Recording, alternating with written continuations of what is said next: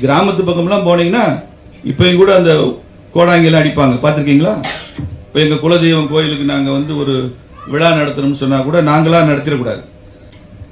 பல விஷயங்களுக்கு கோடாங்கி அடிப்பாங்க. தமிழ்நாடு முழுக்க அத்தனை கோடாங்கி அடிக்கிறவனு சொல்ற வார்த்தை, உன் வீட்டுக்கு பக்கத்துல ஒரு கங்கை இருக்குமா. கேட்டிருக்கீங்களா நீங்க?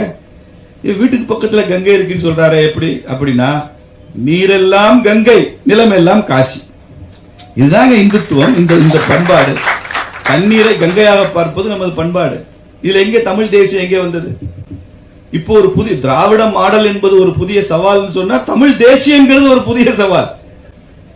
இவற்றையெல்லாம் அடித்து ஒடுக்குகிற வல்லமை வாய்ந்த ஒரே சித்தாந்தம் தமிழகம் என்றென்றும் தேசியத்தின் பக்கம்தான். இது தேசியம்தான் நமது உயிர் மூச்சு. அதற்காகத்தான் நாம் வாழ்ந்து கொண்டிருக்கிறோம். அதற்காகத்தான் நாம் உயிரை விடவும் தயாராக இருப்போம் என்பதுதான். எதெல்லாம் இந்து கேரக்டர் இருக்கோ அதையெல்லாம் மறுதளிக்கிறது தான் செக்குலரிசம். அதனாலதான் இந்த நாட்டினுடைய பிரதமராக இருந்த ஜவஹர்லால் நேரு சொல்றாரு, ஐ ஆம் ஏ கிறிஸ்டியன் பை எஜுகேஷன், ஐ ஆம் ஏ முஸ்லிம் பை கல்ச்சர் அண்ட் ஐ ஆம் ஏ ஹிந்து பை ஆக்சிடென்ட். எப்படி பாருங்க, ஐ ஆம் ஏ ஹிந்து பை ஆக்சிடென்ட். இப்படிப்பட்ட வர்ணனைகள் எல்லாம் எங்கே உருவாகிறது? இதுதான் டி இந்துவைசேஷன் பேர். ஏதாவது ஒரு இந்து சம்பந்தம், இந்து தன்மை இருக்குன்னா அதை சர்ச்சைக்குரிய விஷயமா மாத்திரும்.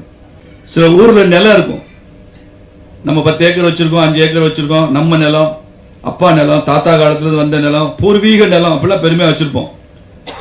அவன் பாப்பா அதுக்கு ஒரு போலி பட்டா ஒண்ணு தயார் பண்ணிடுவான், பொய்யா ஒரு பத்திரம் கிரயம் பண்ண மாதிரி ஒண்ணு தயார் பண்ணிடுவான். அவனுக்கே தெரியும் இந்த பொய் பத்திரமும் போலி பட்டாவும் நிக்காது, ஸ்க்ரூட்டினில போயிடும் தெரியும். ஆனா அவனுக்கு ரொம்ப பெரிய பலம் அது. இவன் இந்த நிலத்தை விற்கவே முடியாது, பட்டா விஷயத்துல பிரச்சனை இருக்கு, கிரயம் ஏதாவது ஆயிருக்கு அப்படின்னு சொல்லிட்டா யாருமே அதை ரிஸ்க் எடுத்து இன்வெஸ்ட் பண்ண முன் வர மாட்டாங்க. அதை வில்லங்க சொத்தாக மாற்றி விடுவாரு.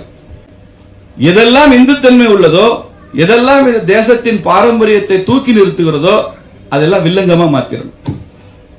சர்ச்சைக்குரிய அயோத்தியில ராம ஜென்ம பூமியில சர்ச்சைக்குரிய கட்டிடத்தை எடுத்து என்ன சர்ச்சைக்குரிய? ராமன் பிறந்ததுல என்ன சர்ச்சை இருக்கு? அங்கே கோவில் கட்டுறதுல என்ன சர்ச்சை இருக்கு? சர்ச்சைக்குரிய வந்தே மாதரம் பாடலை ஜவஹர்லால் நேரு பல்கலைக்கழகத்தில் பாடினார்கள் என்பதற்காக வந்தே மாதரம் பாடல் சர்ச்சைக்குரியதா?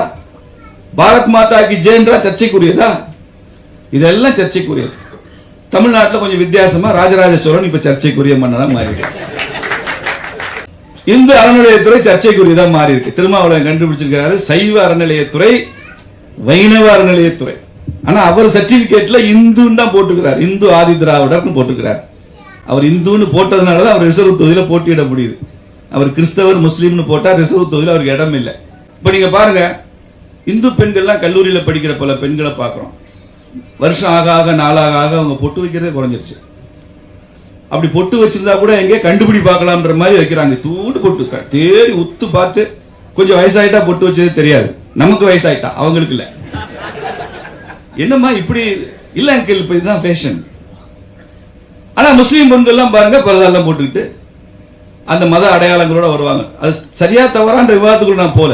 எப்படி ஒரு மதத்தினுடைய அடையாளம் அழித்து ஒழிக்கப்படுகிறது, இன்னொரு மதத்தினுடைய அடையாளம் போற்றி பாதுகாக்கப்படுகிறது. ஹிஜாப் அணிகிறத பற்றி எவ்வளவு பெரிய கான்ட்ரோவர்சி இங்க உருவாச்சு பாருங்க. இப்படி எல்லா இடங்களிலும் ஹிந்துனாலே அதை வந்து மறுதளிப்பதும் அதை இல்லாமல் செய்துவிட வேண்டும் என்பதுதான் டி இந்துவைசேஷன். அதனால இந்துக்களுடைய பிரச்சனை யாரும் கேட்க மாட்டாங்க. இந்துக்கள்ல இருந்து யாராவது மதம் மாறி போயிட்டா கேட்க மாட்டாங்க.